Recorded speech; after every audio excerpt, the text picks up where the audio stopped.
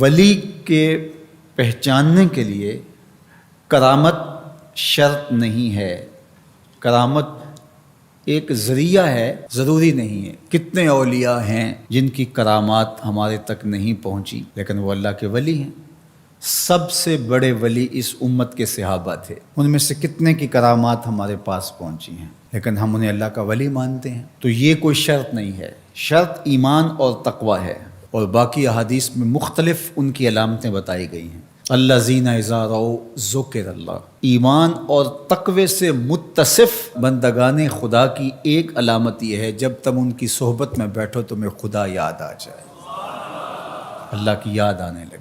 تو کرامت معیار ولایت نہیں ہے اور شرط ولایت بھی نہیں ہے۔ تھوک کے حساب سے مارکیٹ میں بہت سارے لوگوں کی جعلی کرامات موجود ہیں، تو اولیاء کے لیے ہم عقیدت اور محبت کے جذبات رکھتے ہیں تو پھر مارکیٹ میں 2 نمبر بھی اس کا آئے گا۔ اور ہمیں پتہ ہے غذائی اجناس سے لے کر کے ادویات تک اور دیگر ضروریات زندگی تک کہ اصل کیا ہے اور نقل کیا ہے، تو ہمیں اس میں بھی غور و فکر کرنا چاہیے کہ اصل کیا ہے اور نقل کیا ہے، نہ یہ کہ ہم چند بدطینت لوگوں کی وجہ سے حقیقت کا انکار کر دیں۔ تو آج بھی کچھ لوگ ہیں جو کہتے ہیں جی چھوڑو، ہم نہیں مانتے کرامتوں شرامتوں کو، اس طرح کے لفظ بولتے ہیں، جبکہ کرامت کا من حیث الکرامت انکار کفر ہے۔ اگر کوئی کہے میں کرامت کو ہی نہیں مانتا تو یہ کفر ہے۔ وہ کرامتیں جن کا بیان قرآن مجید میں موجود ہے، جس طرح آصف بن برخیہ کا تخت بلقیس لانا، حضرت مریم سلام اللہ علیہا کے حجرے میں بے موسم پھلوں کا آنا، اصحاب کہف کا 300 سے زائد سال کا عرصہ سوئے رہنا کھائے پیے بغیر، اور رب ان کی کروٹیں بھی بدلتا رہا، یہ قرآن میں مذکور ہے۔ تو اس کا انکار بھی کفر ہے، قرآن کا انکار لازم آتا ہے۔ اگر کسی کرامت کا بیان حدیث متواتر میں ہو تو اس کا انکار بھی کفر ہے، لیکن ایسی کوئی کرامت نہیں جس کا ذکر حدیث متواتر میں ہو۔ البتہ احادیث مشہورہ اور احادیث احاد میں کرامات کا بیان موجود ہے، تو ان کا انکار بھی گمراہی ہے۔ جس طرح وہ 3 لوگ جو غار میں پھنس گئے تھے، انہوں نے پھر دعائیں کی اور پتھر ہٹا۔ جریج کا واقعہ موجود ہے، صحابہ کی کرامات موجود ہیں، حضرت عمر کے رکے سے دریائے نیل کا چلنا، اس طرح جو مسلمہ بزرگ ہیں ان کی کرامات کا انکار کرنا محرومی ہے۔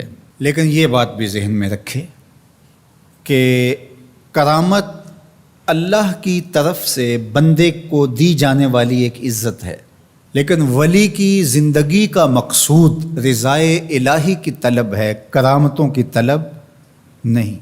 لیکن عمومی طور پہ ہمارے اسٹیجوں کے اوپر اولیاء کے حوالے سے جو بات کی جاتی ہے، بس آپ سننے کے لیے بیٹھے ہیں اور خطیب صاحب نے کان پہ ہاتھ دھرا اور 2-4 کرامتیں سنائی اور چلے گئے، معیار بتایا ہی نہ، جس کے نتیجے کے اندر بہت سارے عوام اس سے غافل ہوتے ہیں۔ میں اللہ کا شکر ادا کرتا ہوں کہ ہم نے ہمیشہ اس بات کا التزام کیا ہے کہ لوگوں کے سامنے پوری تصویر رکھیں، کیونکہ مجھے اس بات کا احساس ہے کہ آپ لوگ کتنی محنت کر کے کہاں کہاں سے چل کے آتے ہیں، پورے پاکستان میں بلکہ پوری دنیا میں ہم جہاں گئے ہیں، ہمارے سامنے جو لوگ آ کے بیٹھتے ہیں زیادہ تر طبقہ باشعور لوگوں کا ہوتا ہے، تو پھر ہماری ذمہ داریاں اور زیادہ بڑھ جاتی ہیں کہ ہم جو ہے وہ ان کے سامنے وہ بات کریں جو بات کرنی چاہیے۔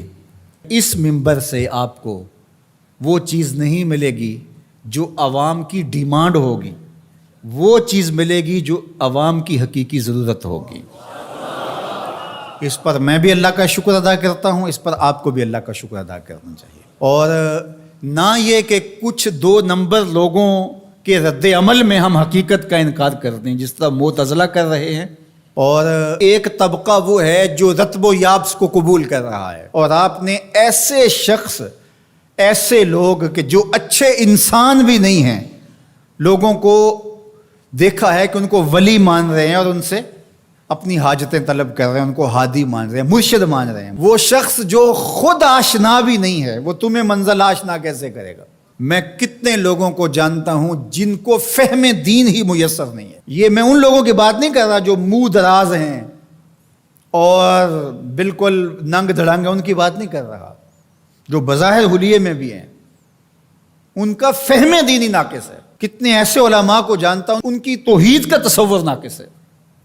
تو یہ بدبختی ہوتی ہے. اب وہ کیا کسی کی رہنمائی کریں گے؟ جو خود ڈوب رہا ہے وہ کسی کا ہاتھ کیسے پکڑے گا؟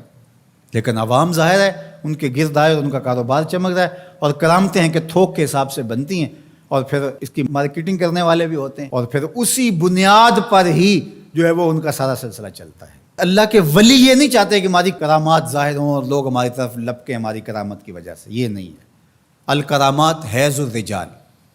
جس طرح عورتیں ایام میں مخصوصہ کو چھپاتی ہیں، اللہ کے ولی بھی چھپاتے ہیں. وہ نہیں چاہتے کہ ہم اس حوالے سے جو ہے وہ پہچانے جائیں. باقی دور موجود کے اندر کسی صالح متقی شخص کی کوئی ایسی بات سامنے آئے تو شریعت کے میزان پہ پرکھا جائے. اگر وہ شریعت سے متصادم نہیں ہے تو مان لینے میں کوئی حرج نہیں ہے. لیکن اگر کسی کی سمجھ میں نہیں بھی آتا تو فرق نہیں پڑتا. لیکن کسی ولی سے کوئی دشمنی نہ رکھے. جو کسی ولی سے دشمنی رکھے تو اللہ فرماتا اس کا میرے ساتھ اعلان جنگ ہے، تو وہ پھر شخص محروم کر دیا جاتا ہے.